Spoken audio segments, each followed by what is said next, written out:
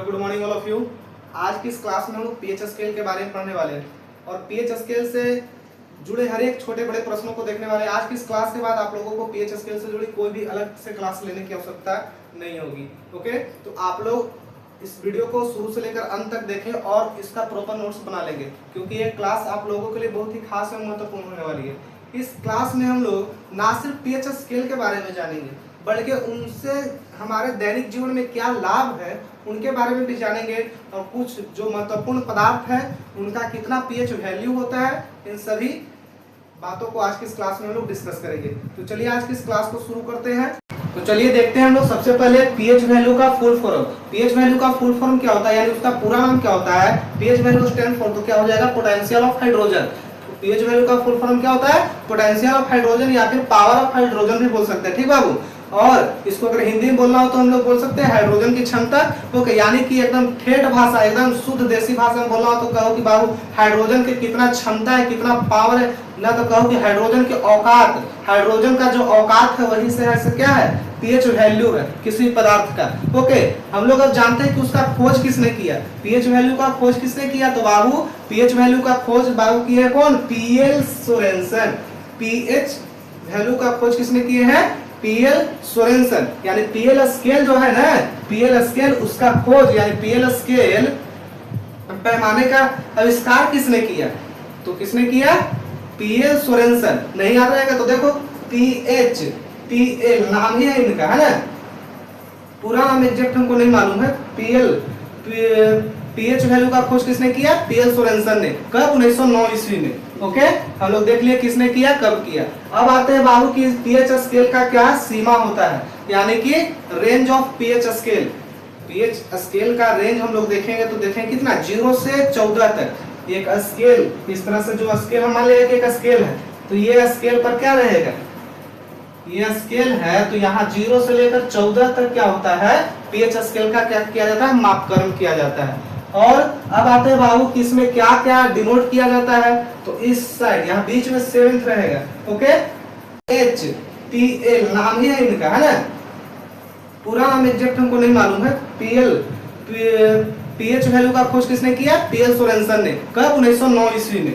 Okay, हम लोग देख लिए किसने किया, कब किया। अब आते हैं बाबू की पीएच स्केल का क्या सीमा होता है, यानी कि रेंज ऑफ पीएच स्केल।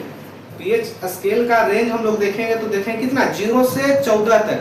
एक स्केल इस तरह से, जो स्केल हम मान लिया एक स्केल है, तो ये स्केल पर क्या रहेगा, ये स्केल है तो यहाँ 0 से लेकर 14 तक क्या होता है, पीएच स्केल का क्या किया जाता है, मापकरण किया जाता है। और अब आते हैं बाबू कि इसमें क्या क्या डिनोट किया जाता है, तो इस साइड यहाँ बीच में 7th रहेगा।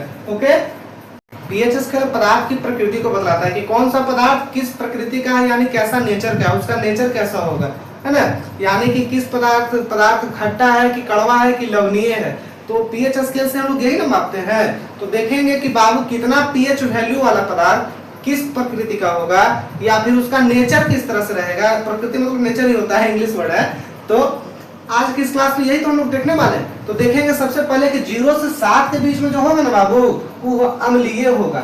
अम्लीय यानी कि खट्टा पदार्थ होगा, खट्टा। और ये जो 7 है से उदासीन हो जाएगा, न्यूट्रल रहेगा।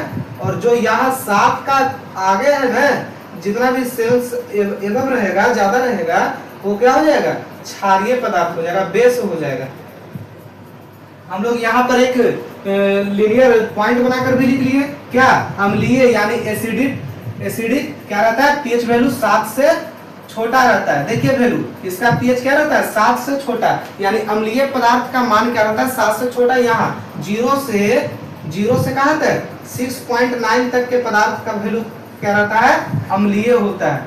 0.69 तक पीएच वैल्यू क्या रहता है, पदार्थ अम्लीय प्रकृति का होता है। नेचर उसका एसिडिक रहता है। और उदासीन हम लोग देखेंगे तो उस न्यूट्रल का पीएच वैल्यू 7 होता है, पूरे 7 यहाँ रहेगा। ओके, बहुत ही प्यारा बच्चा है ये, एकदम न्यूट्रल रहता है, एकदम खा के पड़ा हुआ रहेगा, एकदम कोई इसका बच्चा नहीं होता घर में कि कोई 2 बच्चे हैं, 2 भाई रहेगा तो एक पूरा उछलते रहेगा, कूदते रहेगा, एकदम सोए हुए रहेगा। उसी तरह से ये है न्यूट्रल।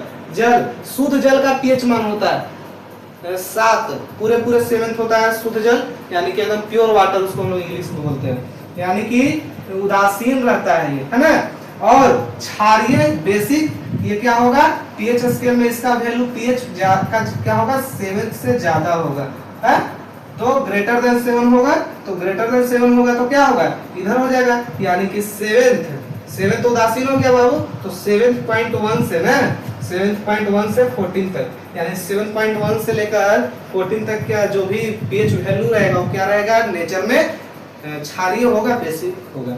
ओके, अब हम लोग कुछ एग्जांपल ले लेते हैं, तो एग्जांपल देखेंगे क्या कि जो एक एग्जांपल सबका ले लेते हैं कि एक गैस्ट्रिक जूस है HCl हमारे शरीर के अंदर, हम लोग पिछली क्लास में जब चल रहे थे तो बताए थे वहां पर कि हमारे शरीर के अंदर यानी हमारी पाचन ग्रंथियों में कौन सा अम्ल रहता है, HCl, है ना, हाइड्रोक्लोरिक अम्ल। उसका पीएच वैल्यू कितना होता है, तो उसका पीएच वैल्यू अप्रॉक्स, किसका साइन है, अप्रॉक्स का 1 से 2 यानी कि 1 से 2 के बीच में होता है, इसका वैल्यू HCl का हमारे शरीर के अंदर। और नींबू का रस का पीएच वैल्यू अप्रॉक्स होता है 2 से 3, यानी कि आप लोगों को अब हम बता दें कि अब पता चलेगा आप लोग क्या कि नींबू का स्वाद कैसा होता है, खट्टा होता है। तो आप लोग जबान से क्या किए, जीभ से अपना स्वाद पता करके बताएं, लेकिन बिना स्वाद किसी वस्तु को टेस्ट किए हुए कैसे पता लगाएंगे, तो पीएच स्केल से। इसी तरह से एक बड़ा ही खतरनाक सवाल था, एक बच्चा हमको ऑफलाइन ट्यूशन में पूछ लिया कि टॉयलेट का स्वाद कौन पता लगाया होगा सर, कहता है कि टॉयलेट का पीएच मान होता है 7 से कम अम्लीय होता है, तो उसका पीएच मान कोई टेस्ट करके नहीं बताएगा, उसको सब क्या करेगा, पीएच वैल्यू से पता लगाया जाएगा ना, उसका पीएच स्केल के माध्यम से उसको पता लगाएंगे। या फिर ये तो बेहुदापन वाला सवाल किया था। एक हम लोग देख सकते हैं बैटरी में जो पानी होता है, सल्फ्यूरिक अम्ल, सब देख लेते हैं, बहुत ही जो भयंकर किस्म का है ना, डेंजर है, यानी कि जो हार्ड ज्यादा प्रबल अम्ल है, प्रबल अम्ल, उन सभी अम्लों का स्वाद पता कैसे चला होगा कि अम्ल है तो खट्टा ही होगा, तो अम्ल क्या है, तो अम्ल हमेशा स्वाद में खट्टे होते हैं, तो उसको भी पीएच स्केल के माध्यम से ही हम लोग क्या किए पता लगाए थे। ओके, अब आता है शुद्ध पानी, यही है शरीफ भाई, 7 है ना, प्योर वाटर का पीएच वैल्यू 7 होता है। और साबुन का घोल, इसका पीएच वैल्यू अप्रॉक्स 9 to 10 होता है। ओके, साबुन का घोल का पीएच वैल्यू। अब आते हैं कास्टिक सोडा का कितना होता है, तो 13 to 14 होता है इसका क्या, पीएच वैल्यू। अब आते हैं डिटेल में जितने भी कुछ महत्वपूर्ण पदार्थ हैं उनके पीएच वैल्यू, ये तो एग्जांपल था, कंफर्म किसी का हुआ नहीं लिखा हुआ है। अब इसके बाद हम लोग कंफर्म क्या करेंगे, उसका पीएच वैल्यू को लिखने वाले। यहाँ पर सबसे पहले है सिरका, जिसको एसिटिक एसिड भी कहा जाता है। सिरका यानी एसिटिक एसिड, इसका पीएच वैल्यू कितना होता है, तो 2.5 से 3.5 तक के बीच में। और सेकंड में है रक्त यानी खून जिसको कहते हैं, उसका पीएच मान 7.35 से 7.45 के बीच में होता है। यानी आपसे पूछ लिया जाएगा कि ब्लड का पीएच वैल्यू कितना होता है, तो 7.35 से 7.45 के बीच में। नहीं तो आप कोई कहीं पर आप लोग 7.4 भी कर सकते हैं, तो हम भी रिकमेंड करेंगे 7.4 ही याद रखिएगा, इसको भी याद रखिएगा। अब है NaOH यानी सोडियम हाइड्रोक्साइड। सोडियम हाइड्रोक्साइड का पीएच वैल्यू कितना होता है, तो देखिएगा बाबू, सोडियम हाइड्रोक्साइड का पीएच वैल्यू 13 से 14 के बीच में होता है। 13 से 14 के बीच में सोडियम हाइड्रोक्साइड का पीएच मान होता है। उसी तरह से मिल्क का देखें, दूध का, तो आपका हो जाएगा कितना, 6.5 to 6.7 के बीच, यानी 6.5 से लेकर 6.7 तक के बीच में क्या होता है, दूध का पीएच वैल्यू होता है। उसी तरह कॉफी देखेंगे बाबू, तो 5 से 5.5। टमाटर का रस, तो टमाटर के रस में कितना हो जाएगा, 4.1 से 4.6 के बीच में क्या होता है, पीएच वैल्यू होता है। यानी टमाटर के रस में अब बताइएगा आप लोग कि कौन सा एसिड होता है। टमाटर के रस में ऑक्जेलिक एसिड होता है ना, टमाटर के रस में कौन सा एसिड होता है, अम्ल होता है। एसिड मतलब अम्ल होता है, यानी कि कौन सा एसिड होता है टमाटर के रस में, ऑक्जेलिक एसिड। ओके, चलिए दही, तो दही में बाबू, दही में पीएच मान 4.4 से 4.6 होता है, और दही में एसिड होता है लैक्टिक एसिड। ओके, और अब है शहद, हनी।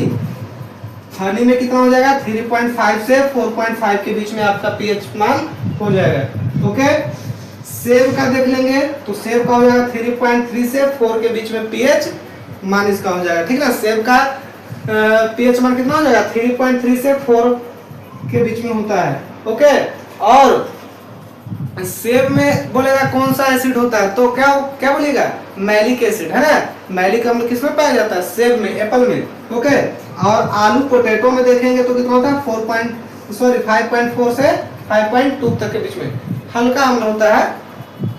और मूत्र में देखेंगे, अभी बात कर रहे थे हम लोग मूत्र का, तो 5 से लेकर 7 के बीच में होता है, यानी 5 से 7 के बीच में मूत्र का पीएच मान होता है। लेकिन कहीं कहीं पर आपको 6 देखने को भी मिलेगा, तो आप लोग किसको टिक कीजिएगा 6 को, ठीक ना। हम भी रिकमेंड करेंगे किसको 6 को, यानी कि मूत्र का पीएच मान या फिर यूरिया का कितना होता है 6 होता है, या फिर 5 से 7 के बीच में देगा तो फिर ये होगा। ओके, और थूक यानी सैलिवा का पीएच वैल्यू कितना होता है 6.2 से 7.6 के बीच में। एवं शराब यानी कि अल्कोहल की बात कर ली जाए तो अल्कोहल का पीएच वैल्यू कितना होता है तो 4 से 5 के बीच में। और नीम का रस बाबू कड़वा होता है 7 से 8 के बीच में। यानी यहाँ तक कि जब भी हम पदार्थ, अभी मोस्ट इंपोर्टेंट यहाँ पर 14 को देखें, इतना ही में पता लग गया कि जितने भी अम्लीय पदार्थ थे 7 से कम है पीएच वैल्यू, और सब के सब स्वाद में क्या होते हैं खट्टे होते हैं। यानी इससे स्पष्ट हो गया कि खट्टे पदार्थ क्या होते हैं अम्लीय होते हैं, और कड़वे पदार्थ क्या होते हैं क्षारीय होते हैं। यानी क्षारीय पदार्थ स्वाद में कड़वा होता है। देखिए, और एक बात और है कि अम्ल जल में घुलकर हाइड्रोजन आयन देता है, जबकि क्षार जल में घुलकर क्या देता है हाइड्रोक्साइड देता है। कैसे देखिएगा, ये क्षार था 7 से ज्यादा था, जल में घुलेगा NaOH को जब जल के साथ अभिक्रिया कराते हैं तो H2O के साथ तो क्या मिलता है हम लोग को हाइड्रोक्साइड मिलता है, जबकि HCl एक अम्ल है। अभी HCl के बारे में बताए थे ना, तो HCl को अगर जल में अभिक्रिया कराएंगे तो क्या होगा हाइड्रोजन आयन मिलेगा। ओके, अब हम लोग का है 15 नंबर सोडा वाटर 3 से 4 इसका भी होता है। पीएच वैल्यू सोडा वाटर का कितना होता है 3 से 4। और इन सोडा वाटर ये सब में कौन सा एसिड होता है सोडा वाटर में क्या होता है कार्बोनिक एसिड होता है। और नारियल पानी में बाबू 5 से 6 तक के बीच में पीएच मान होता है। उसी तरह से MgOH के होल ट्वाइस यानी मैग्नीशियम हाइड्रोक्साइड का पीएच वैल्यू बोलेगा तो 10.5। और ये आप लोगों का बहुत ही ज्यादा इंपॉर्टेंट है मैग्नीशियम हाइड्रोक्साइड, इसको मिल्क ऑफ मैग्नीशिया भी कहा जाता है। ओके, आप लोग इसको याद रखिएगा 10.5, इसको स्टार लगा देना, बहुत ज्यादा इंपॉर्टेंट है बाबू। और मिट्टी का बाबू 4 से 8 के बीच में होता है 4 to 8, यानी कि इसको हम लोग कंफर्म नहीं कर सकते, मिट्टी के प्रकार पर निर्भर करता है। लेकिन एक मोटा मोटी तौर पर हम लोग देखें तो इसको कैसे कर सकते हैं 4 से 8 तक के बीच में इसका पीएच वैल्यू होता है। मिट्टी यानी इसको इंग्लिश में सॉइल बोलते हैं ना, इसको लिख सकते हैं हम लोग, प्रकार पर निर्भर करता है, इसके टाइप पर, अकॉर्डिंग टू टाइप, प्रकार पर, प्रकार के अनुसार लिख लीजिए, प्रकार के अनुसार। उसी तरह से चॉकलेट है तो चॉकलेट भी क्या होता है हल्का अम्ल होता है, हल्का अम्लीय होता है। कैसे 5 to इसका कितना होता है 6.5 होता है, यानी 5 से 6.5 के बीच में इसका क्या होता है चॉकलेट का पीएच वैल्यू होता है। उसी तरह से ग्रेप्स का जो जूस होता है यानी अंगूर का रस, उसका 3 to 4 होता है, यानी कि 3 से 4 तक के अंगूर के रस का क्या होता है पीएच वैल्यू होता है। यहाँ तक हम लोग ने 20 महत्वपूर्ण जो ये सब पूरा का पूरा है 20 महत्वपूर्ण क्या देख लिए हम लोग पीएच वैल्यू को देख लिए। और इसके बाद अब हम लोग आते हैं बाबू कि इसका हमारे दैनिक जीवन में क्या महत्व है, तो उन सभी महत्वों को देखेंगे। तो 6 प्रमुख महत्वों को देख लेते हैं। अगर आप लोग कहिएगा तो इन सब जो महत्वपूर्ण बिंदुएं हैं इन पर एक प्रॉपर वीडियो बना देंगे, नहीं तो आज के लिए बस हम लोग इन बिंदुओं को जान लेते हैं कि कौन कौन से वे बिंदुएं हैं। देखिए, पहला भोजन और पेय पदार्थों में यानी कि पीएच वैल्यू का उपयोग कहाँ होगा, भोजन एवं पेय पदार्थ, है ना, यानी कि फूड एंड ड्रिंक। और शरीर में भी पीएच का संतुलन बनाने में काम आता है, यानी हमारे बॉडी में बैलेंस बनाने में किसका कार्य कौन काम आता है, पीएच का बहुत ज्यादा योगदान होता है। और एग्रीकल्चर एंड सॉइल प्रशिक्षण टेस्ट में यानी कि कृषि और मिट्टी परीक्षण में भी क्या होता है पीएच वैल्यू का, हम लोग का पीएच स्केल का क्या होता है महत्व होता है। हमारे दैनिक जीवन में ये सब में काम आएगा। घरेलू उपयोग में डोमेस्टिक वर्क में भी ये सब क्या होता है उपयोग होगा। और हम लोग यहाँ देख लिए घरेलू उपयोग तक। अब आते हैं बाबू चिकित्सा और स्वास्थ्य, है ना, यानी कि हेल्थ वगैरह में भी सब यूज बहुत ज्यादा होता है इसका। और पर्यावरणीय उपयोग, इसका एनवायरमेंटल उपयोग भी बहुत ज्यादा है, यूजेज बहुत ज्यादा है इसके, एनवायरमेंटल यूज बहुत ज्यादा है। यानी कि इन सभी 6 हम लोग यूज को देख लिए अभी, है ना। इसको हम बस समझा नहीं रहे, बस आप लोग को बता दिए कि 6 महत्वपूर्ण यूज है। इसको कहिएगा तो एक अलग प्रॉपर सेपरेट वीडियो बना देंगे इस पर, आप लोग इसके बारे में भी बहुत अच्छी जानकारी प्राप्त कर सकते हैं। तो आज के लिए इतना ही बाबू, फिर मिलते हैं कल एक नए टॉपिक के साथ। और जो लोग चैनल पर नए होंगे वो बाबू चैनल को सब्सक्राइब कर देंगे और वीडियो को ज्यादा से ज्यादा शेयर करेंगे।